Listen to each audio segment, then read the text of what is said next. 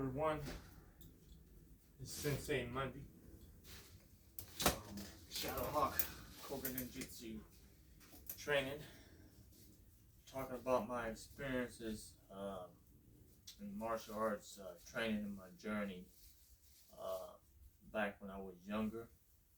I did a video recently indicating what my journey was like as a teenager on one particular incident that happened back in 1990 at a martial arts tournament. But before the 1990 tournament, there was incidents going on way before that. And it actually got started back in 1986 with two particular individuals that I knew from my hometown. Two instructors. I ain't gonna say their full names. I'll just state their first names because I don't want people taking shots at me like I'm trying to belittle or talk bad about people, which I'm not. I'm just stating the true facts of what these two individuals did. These two men, they were martial arts instructors. One of them was a Taekwondo and Hapkido instructor from the Taekwondo Association, and his partner also was part of the Taekwondo Hapkido Association as well. One of them's name was Barry, and his partner's name was Mike. That's all I'm gonna say. I ain't gonna say the last names, because if I say their full complete name, everybody back home from my home state will know that I'm talking about them, and a lot of people don't much like these guys. And I definitely don't really care too much for these guys for what they did years and years ago back. It started when I was a teenager. So this particular incident that happened in 1990 was at a tournament that I competed in. It was a junior martial arts competition held 49 miles outside of my hometown, back in my home state. And there was a lot of competitors there, a lot of people competing from other schools, kung fu schools, karate schools, taekwondo schools, hapkido schools, and so forth, different styles. And these two men were involved in a lot of scandals with these tournaments. This individual, Barry, and this other individual's partner named Mike.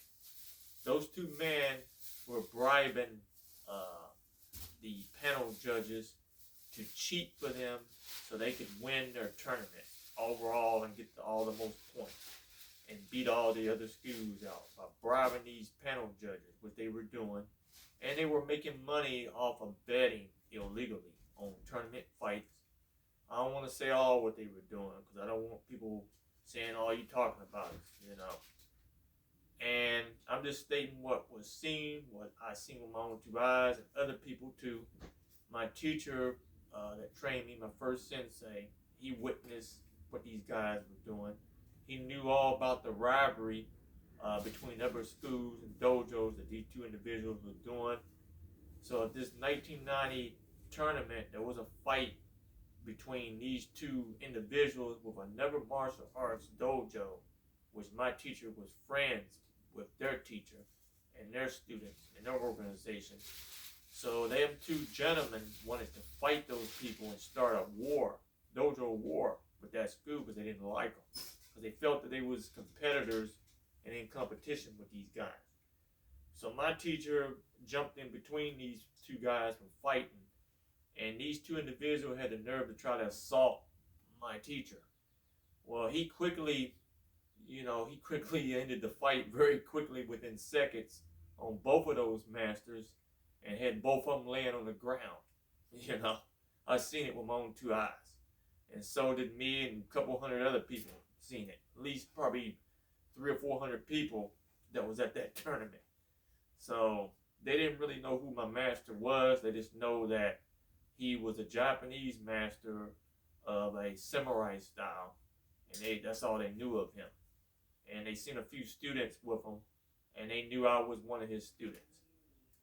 So the other two guys that was giving problems, they tried to get me to join their schools and become their student years prior before this tournament.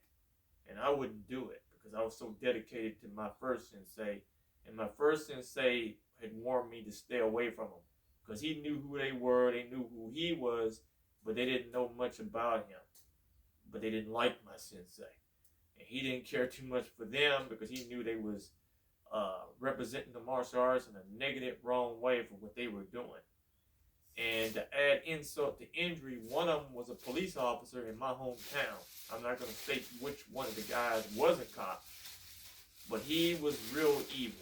And he did a lot of dirty crap. He arrested a lot of people for no reason. He lied on people. He framed people and set people up and blamed people for crimes they didn't do. And he arrested a lot of black people and lied on them and framed them. And he even tried to do some dirt to me just because I would not become his student and train in his dojo, which I refused. Because they were doing evil stuff at the martial arts and taking advantage of people and doing them wrong. That's what martial arts is not about. These guys was really just evil men. And at the end, these guys got in trouble with the police. They went to jail, but I think they later on got released from jail. And they continued their dirty rampage. They didn't stop. They were starting wars with other dojos. They was mocking other people's schools. I mean, these were just terrible instructors, these two men. But at the end of the road, they didn't end up too good at all. And they hated me ever since that I refused to be their student, and they hated what happened at that 1990 tournament between them and my sensei, and they've been mad at me, angry, especially ever since that happened. And it ain't no surprise to me because this rivalry goes all the way back to 1986, and I haven't seen these guys probably since 1994 is the last time I seen them. And that's been some years. That's been nearly 3 decades right there. But the rivalry goes back over 3 decades.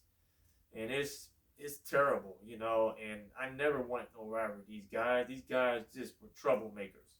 And they wanted competition all over that their dojo be number one. That's all they cared about. And they didn't care who they hurt or who they stole from. These men did every kind of dishonorable act in the martial arts book that you can think of, these two guys. They're just like Cobra Kai, I mean, we got real Cobra Kai dojos out there in real life. So beware of people. This is not no movie. This is something that really happened, These are real people, And these are bad, terrible, evil men that you would not want to train with. And these are not the kind of senseis I encourage anybody to be taught by. They're just like Cobra Kai, but it's a real Cobra Kai. We got plenty of John Kreeses, and we got plenty of Terry Silvers out there. And these two men are just like those two characters in Cobra Kai series. These guys are probably worse than those two characters. And I know, because I was there, and a lot of other people was there, and we all seen the evil acts that these two men did. And I advise anyone never to come across these two men, because they are evil, You talking about evil, it's past the word of evil, how these men would train their students. And I mean, it's evil, the acts that they would do. To cheat with a panel judge and bribe him so just because you can win the tournaments. And that's what these men were doing for a long, long time, It's dishonorable acts, and that's not the way to do. Martial arts is not about dishonorment, it's about discipline, And you don't go around challenging, creating wars and problems with other schools just because you don't like their style or their dojo system. You don't do that. That's dishonorable right there. So I experienced this on my journey, and I learned to stay away from those kind of people and those individuals that run those organizations. These two men, I don't know whatever happened to them up the road, but I know they're out there somewhere. So beware of people, of these kind of individuals, Discipline yourself and choose how you want to grow in your martial arts. Take the righteous path. Believe me, I know what I'm talking about. Sensei Monday, us giving you a testimony of what I experienced as a teenager. I wish all of y'all prayers and continue training. Us.